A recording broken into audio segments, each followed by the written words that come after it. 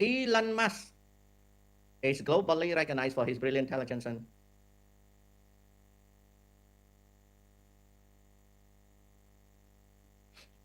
រតនវិសាល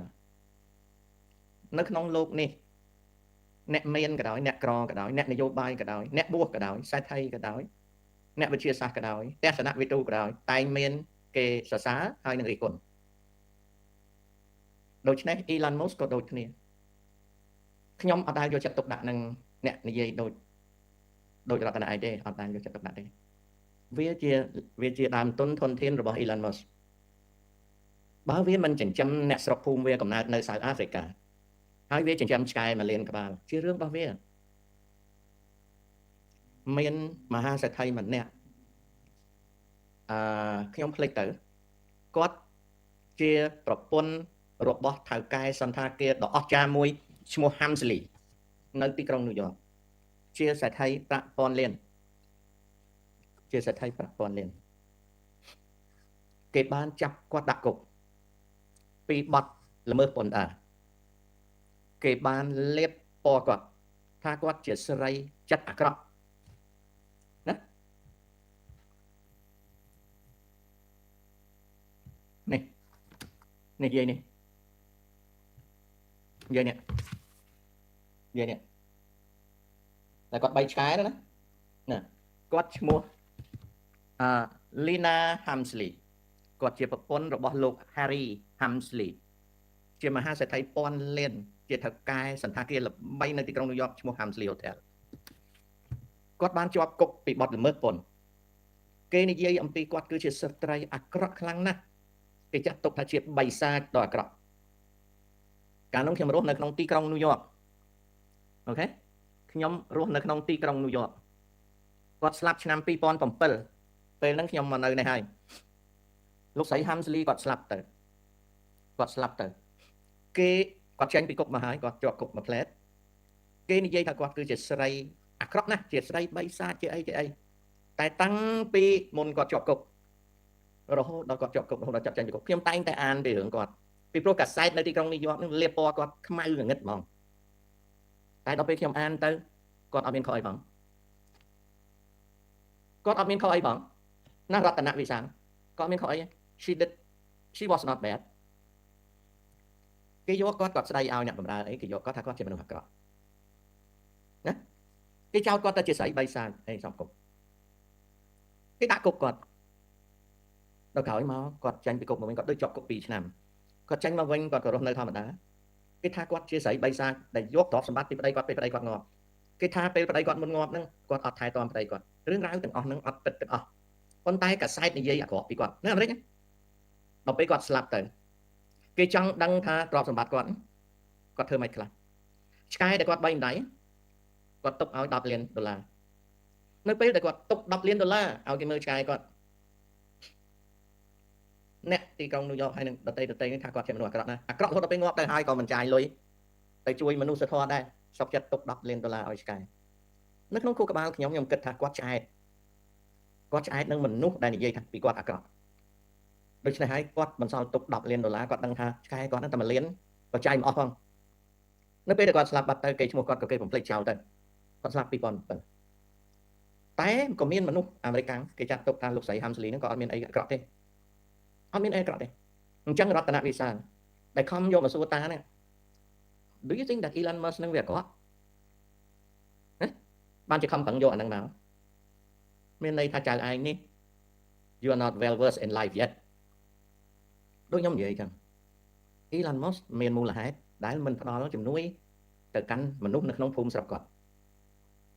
បានតាក់ទងលោក Donald Trump ឲ្យជួយយកពួកស្បែកសធ្វើជាជនភៀសខ្លួនពីសៅអាហ្វ្រិកាត្រូវបានគេរិះគន់ណាគាត់ខំប្រឹងជួយស្រុកគាត់ខ្លះដែរតែហេតុដូចម្ដេចបានគាត់មិនទៅកសាងភូមិឋានគាត់ពីព្រោះគាត់យល់ឃើញផ្សេងចំណែកចៅឯងអត់ដឹងគំនិតគាត់ថាយ៉ាងម៉េចទេហើយលើកយករឿងហ្នឹងមកឲ្យតាឆ្លើយអញ្ចេះណាចៅណារតនវិសាលចៅឯងក្តីតាក្តី Elon Musk ក្តី Bill Gates ក្តី Donald Trump ក្តីស្រេចតែគាត់បើនរណារិះគន់ដោយសារគេមិនជួយអ្នកហ្នឹងទេតែគិតខុសចង់គេយកលុយទៅបោះចោលទៅដោយ លុយគេប្រើខួរក្បាលគេរកមកអូខេគេយកទៅបោះចោលគេយកទៅកាន់ចោលក៏ស្រាប់តែគេអ្នកបើសិនជាលុយហ្នឹងគេអត់ទៅថ្លំធនាគារឬប្រព្រឹត្តអំពើពុករលួយគេចង់យកលុយហ្នឹងទៅធ្វើស្អីក៏ដោយវាជាខួរក្បាលរបស់គេឧទាហរណ៍ដូចជាស្រីបែកខ្មៅម្នាក់នៅស្រុកអាមេរិកនេះឈ្មោះ Oprah Winfrey គាត់ខ្មៅគាត់មានលុយ 4000 លាននៅពេលដែលគាត់ធ្វើកម្មវិធីនៅ Hawaii កម្មវិធីហ្នឹងមិនមែនលុយគាត់ទេគឺយកចំណេញមកធ្វើជាមួយតួឯកគាត់អាសាច់ដុំម្នាក់នៅពេលដែលគាត់បើកសាលានៅអាមេរិកសាលាហ្នឹងប៉ុនអាចមកប៉ុន្តែសម្ដីរបស់គាត់ឃោសនាដូចជាគាត់នឹងស្រឡាញ់ស្បែកពណ៌គ្នាគាត់នឹងខ្លាំងណាស់តែគាត់ដែរជួយអីទេហើយគេស្រឡាញ់លោកស្រី Oprah Winfrey នឹងគេស្រឡាញ់ណាថាគាត់ជំនួសល្អតាមការពិតគាត់មានបានជួយអីគាត់មានជួយអីផងខ្ញុំអត់រិះគន់គាត់ទេណាហើយគាត់នឹងសម្ដីហាមាត់ឡើងគឺប៉ះជាមួយស្បែកសរហូតណារតនវិសាលក៏ប៉ុន្តែដឹងប្រាក់ 4000 លានដែលលោកស្រីនឹងគាត់មានអ្នកណាដែលរកឲ្យគាត់ទេគឺជនជាតិ Jewish 4 នាក់ដែលជា financial advisor ហើយនឹង manager លុយគាត់ស្បែកខ្មៅគាត់និយាយស្អីក៏ដោយ very sensitive ជាមួយស្បែកសប៉ុន្តែ financial service គាត់ provided ដោយ Jewish ស្បែកឲ្យសស្គូគាត់មិនដែលនិយាយទេនៅក្នុងកម្មវិធី show គាត់ប៉ះតែជាមួយស្បែកសតែរហូតហើយគាត់ល្បីណាស់ she's very famous people like her I like her too រតនវិសាលចៅអត់សូវយល់ទេរឿងហ្នឹងអញ្ចឹងតាប្រាប់ណាលោកកូបាម៉ានិងប្រពន្ធរបស់គាត់ណាក៏អត់លោកកូបាម៉ាក៏អត់បានជួយប្អូនគាត់គាត់បានជួយ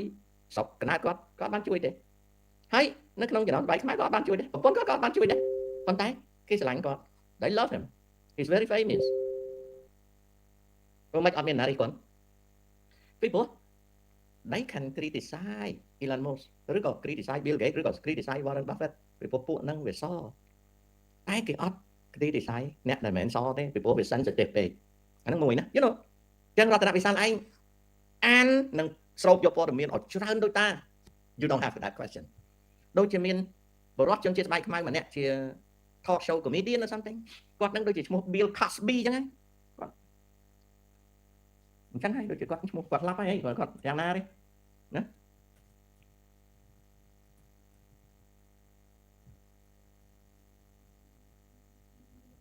គាត់ជាតារាហើយជាតួកំ pl ជាតួកំ pl នេះគាត់ឈ្មោះ Cosby គាត់ជនជាតិស្បែកខ្មៅណាមកជីវិតគាត់មកជីវិតរបស់គាត់ណាគាត់បរិច្ចាគឲ្យសាលារៀនស្បែកខ្មៅរាប់រយលានចុងក្រោយគាត់ក៏ចូលនិវត្តន៍ទៅគេប្តឹងគាត់រឿងផ្លូវភេទ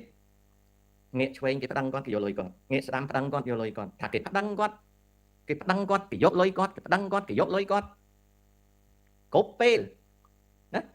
គេប្តឹងគាត់គេយកលុយគាត់គេប្តឹងគាត់គេយកលុយគាត់អត់ទាន់ស្លាប់ទេគាត់អាយុ88ឆ្នាំគេប្តឹងគាត់នៅសល់តែខោទេគាត់ចំណាយរាប់រយលានដុល្លារធ្វើកុសលនឹងមនុស្សធម៌ជាពិសេសឧបត្ថម្ភសាលាស្បែកខ្មៅព្រះវិហារអីអូយគាត់ជួយណាស់តើគ្នាគាត់សង្គមគាត់មានឲ្យតម្លៃគាត់ទេអត់ទេពេលដែលគាត់រងការចោទប្រកាន់ហើយការចោទប្រកាន់ផ្លូវភេទនឹងទៀតគេចោទប្តឹងគាត់យកលុយគេប្តឹងគាត់យកលុយគេប្តឹងយកលុយគាត់អស់ពីខ្លួនណារតនកុសលគ្មានអ្នកណាមួយទៅជួយឆ្អាមគាត់ទេ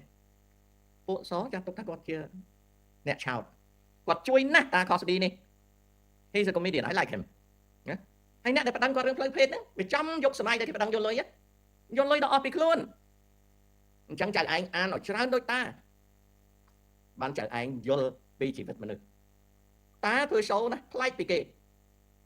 ពីព្រោះអ្វីដែលតាធ្វើ show គឺតានិយាយអំពីពិសោធន៍ដែលតាប្រមូលយកបានមកប្រាប់អូខេអញ្ចឹងត្រឡប់ទៅ Elon Musk វិញស្រេចទៅវាមិនជួយស្រុកវាចង់ជួយឆ្កែ100លានក្បាលក៏ស្រេចទៅវាអត់មានធ្វើអីអាក្រក់ទេលើកលែងតែវាធ្វើចោលបើថាវាអត់មានធ្វើអីអាក្រក់ទេវាជាមនុស្សដែលស្រេចនឹងចិត្តវាគ្មានសង្គមឯណាមកទៀមទាយកលុយយកកាក់គេទេស្រេចទៅគេអាហ្នឹងអញ្ចឹងកូនវិលមកជួបគ្នាជាថ្មី5 ទៅ 10 នាទីទៀតជំរាបលានឹងនិយាយប្រាប់ចៅឲ្យយល់ណា